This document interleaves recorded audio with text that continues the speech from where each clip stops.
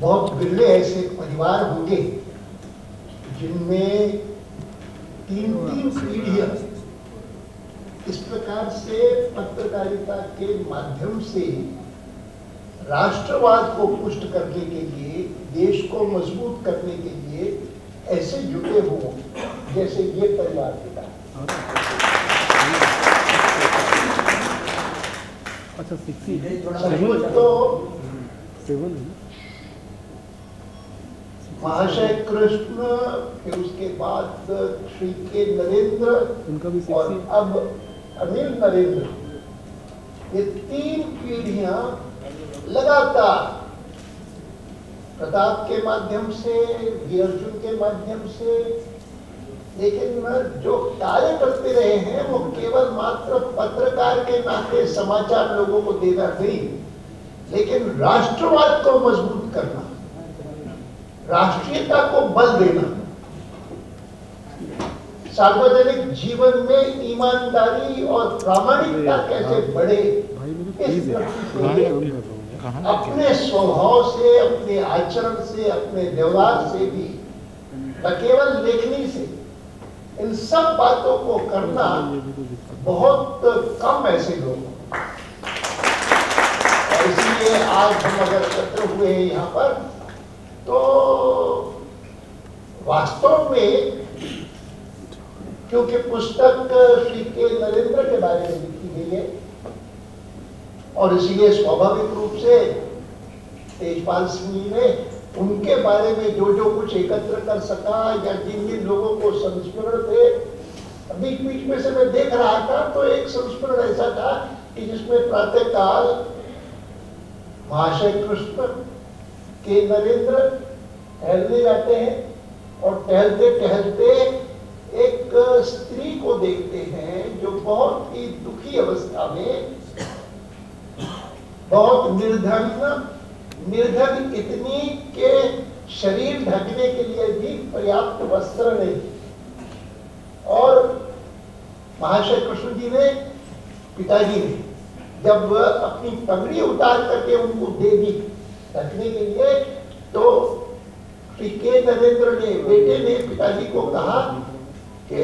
साधारणतः पगड़ी दी नहीं जाती किसी को, लेकिन कहा, उन्होंने कहा बात तो तुम ठीक कहते हो, लेकिन किसी महिला को आंचल नहीं ढकने के लिए उसको मैंने अगर पगड़ी दे दी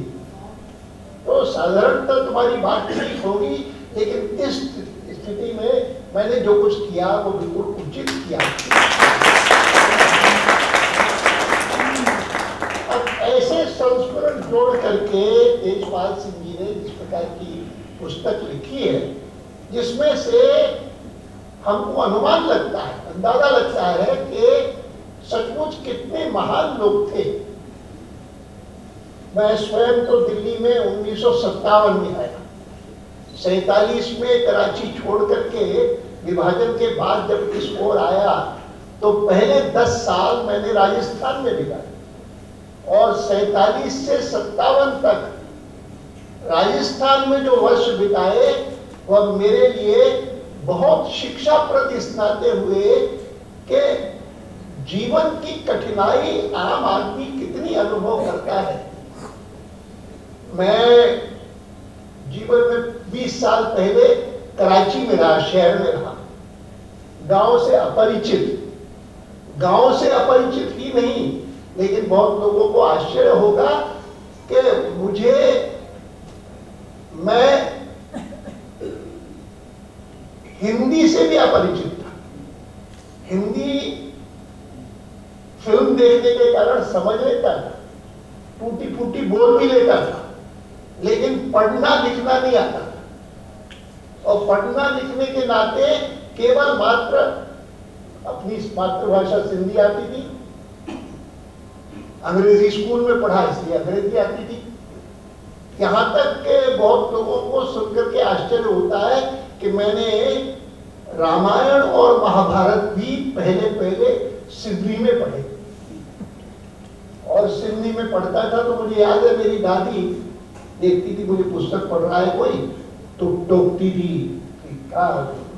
लाल महाभारत तो नहीं पढ़ रहे हो? हमको कहता हाँ पढ़ रहा हूँ। तो कहती अच्छा पढ़ो, जरूर पढ़ो, लेकिन शुरू से अंत तक मत पढ़ो, बीच बीच में से पढ़ो। शुरू से अंत तक पढ़ोगे तो घर में महाभारत हो जाएगा। मान्यता एक थी धारणा, लेकिन फिर क्योंकि अंग्रेजी पर अधिकार अधिक था तो इसीलिए गीता प्रेस गोरखपुर का जब महाभारत और रामायण का बिल्कुल अविरल अनअब्रिज्ड वर्षन अंग्रेजी में मिला तो मैंने पूरा पढ़ा और इतना उसके कारण गीता प्रेस गोरखपुर और हनुमान प्रसाद पोद्दार उसके मन में उनके बारे में इतनी मन में श्रद्धा पैदा हुई कि मैं जब गोरखपुर पहली बार गया तो मैंने कहा बाकी सब तो बाद में, लेकिन मैं जरूर गीता प्रेस जाकर के देखना चाहूंगा और मिलूंगा हनुमान प्रसाद पोद्दार जी से। तब थे। अब ये सारे अनुभव हैं, मैं इसलिए बताता हूं क्योंकि वीर अर्जुन पढ़ना उसके लिए हिंदी तो जाननी चाहिए ना। वीर प्रताप पढ़ना तो उसके लिए उर्दू जाननी चाहिए। उर्दू तो फिर भी थोड़ी बहुत सीखी और लोगों को आश्चर्य होगा कि क्यों सीखी, क्योंकि मैं सिंध में रहता था और सिंध से पंजाब का संबंध था और पंजाब में एकमात्र उन दिनों में राष्ट्रीय स्वयंसेवक संघ में जितने लोग थे वो कोई पत्र नहीं निकालते थे, पत्र पत्रिका से दूर रहते थे, लेकिन एकमात्र अखबार, हमारे साहनी जी अच्छी तरह से परिचित होंगे, धर्मवीर जी थे लाहौर में और धर्मवीर जी हिंदू निकालते उर्दू में और उसको हिंदू एकमात्र पत्र था जो उसको पढ़ने के लिए उर्दू सीखा, थोड़ी ज्यादा नहीं, थोड़ी सीखा, लेकिन उतनी पढ़ लेते। हिंदी तो बाद में सीखा, बहुत बाद में, और हिंदी जब सीखा तो उसके बाद से ही लेकर के और बहुत पुस्तकें पढ़ी और इतनी पुस्तकें पढ़ी कि उनमें से एक पुस्तक थी जय सोमनाथ, जिस जय सोमनाथ पुस्तक ने आगे चल करके मेरी राजनीति को भी प्रभावित किया। लेकिन मैं मानता हूं कि नरेंद्र महाशय कृष्ण और आज अनिल नरेंद्र वह जब राष्ट्रवाद की सेवा करते हैं, राष्ट्रवाद को पुष्ट करते हैं, तो गांधी जी की इस कल्पना को कि राष्ट्रवाद को पुष्ट करने के लिए राष्ट्रीय भाषा को भी आगे बढ़ाना परम आवश्यक है। राष्ट्रभाषा, मैं उस दिन पार्लियामेंट में बोल रहा था, अभी थोड़े दिन पहले मैं बोलना शुरू किया तो किसी ने टोका मुझे कि अडवाणी जी आप हिंदी कठिन बोलते हैं। तो मैंने उन्हें, वो दक्षिण का ही था, कोई नहीं, वो जम्मू कश्मीर का था, जिसने कहा आप कठिन बोलते हैं, क्योंकि मैंने पहला वाक्य कहा कि आज का अवसर एक विशिष्ट अवसर है। वो ये जो 60 साल पूरे हुए थे पहली संसद को, तो मैंने विशिष्ट अवसर कहा। ये कहते ही उन्होंने कहा आप स्वामी जी सरल हिंदी बोलिए। अब मैं याद करता था कि ये सरल हिंदी वाली बात जो है सबसे पहले पंडित जी ने शुरू की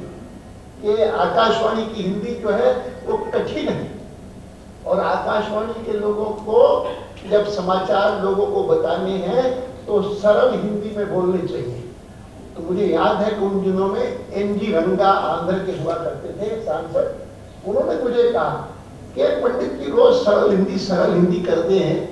और कहते हैं कि ये जो आकाशवाणी वाले लोग हैं वो कठिन हिंदी बोलते हैं। उनको शायद पता नहीं इस बात का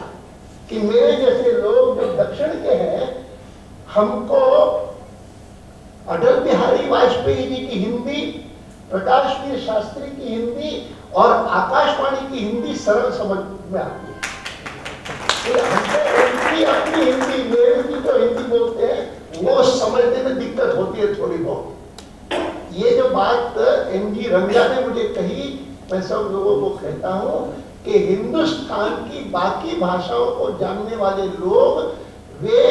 संस्कृत के ऊपर आधारित कोई भाषा होगी तो उसको सरल समझेंगे, और अगर उर्दू और पर्शियन का उसमें प्राबल्य होगा तो उसको कठिन समझेंगे। ये बात हमको समझनी चाहिए। मैंने इन बातों का उल्लेख इसलिए किया क्योंकि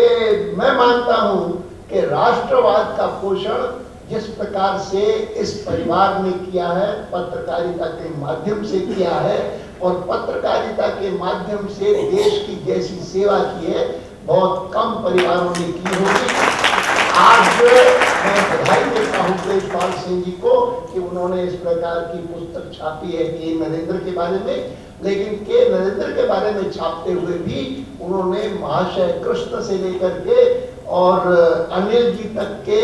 सभी लोगों को और उनके परिवार के जितने सदस्य यहाँ बैठे हैं उन सभी परिवार के सदस्यों को भी एक प्रकार से और नमन किया है, उनका सम्मान किया है, और हमको भी उस सम्मान में जुड़ा है। इसके लिए मैं अंतःकरण से आप सबको बहुत बहुत